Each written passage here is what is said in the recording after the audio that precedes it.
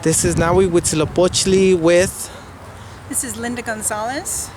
Linda, you're a part of the Tongva nation, and we want to know like more about the Tongva culture and history. Can you tell us something?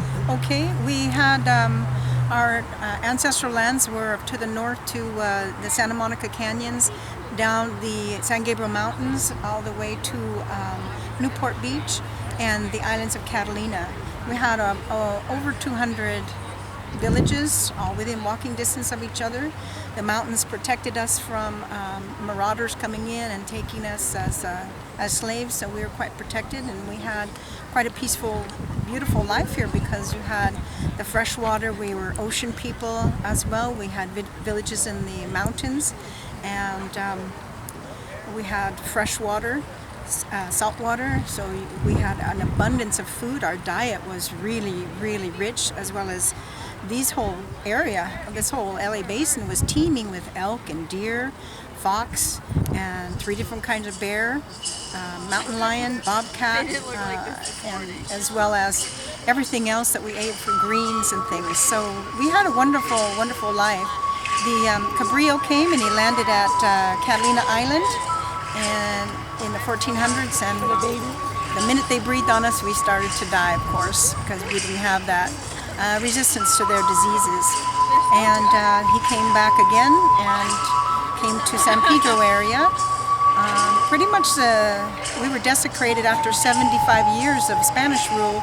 With the mission era, we were 75% gone. What they would do with the mission era is slowly bring children into the mission in wider and wider circles throughout the next 75, 100 years. And unfortunately, what that did was that took the children away from their parents forever. Sometimes the kids would have a horrible life. They were not allowed to speak their language. They were beaten if they did.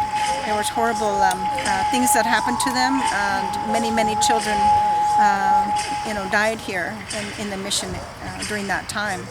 And then in the gold rush in the 1850s, just as California was becoming a state of this nation, there was a bounty on our heads. For California Indians, it was 5 cents to a nickel.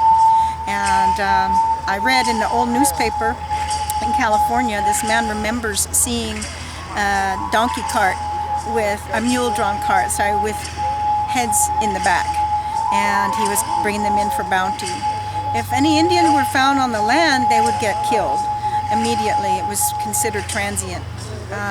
So a lot of us had to run as far north as Monterey, far east as Arizona.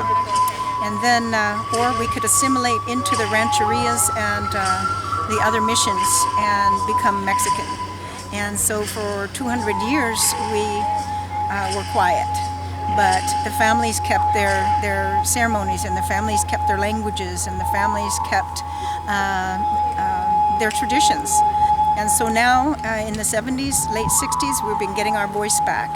And we're coming together as one California nation, and we're working towards saving sacred sites. And that's our main interest. Yeah. Well, right here we're in Pavugna. Am I pronouncing it right? Mm-hmm. Can you tell me, like, the battle you guys had with the developers? I wasn't here at the time, but there are Cindy Alvitre and her father and brother were here, as well as a few others that are here at this moment, at this place, in this gathering.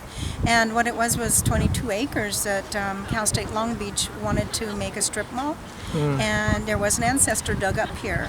And so Lillian Robles, along with a lot of others, spent weeks and weeks camping here and protecting the land, and physically with their bodies stopping the tractors and bulldozers from coming in and making it a strip mall.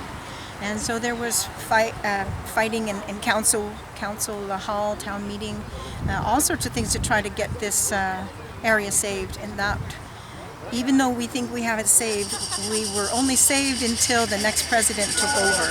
So the new president came in, and it became another struggle. So here we are again. One more last question.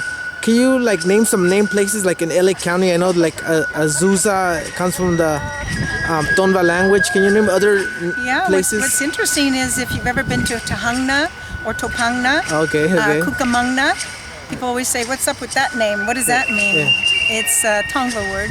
Santa Fe Springs is Chokishna, which means the place of the stinging nettles.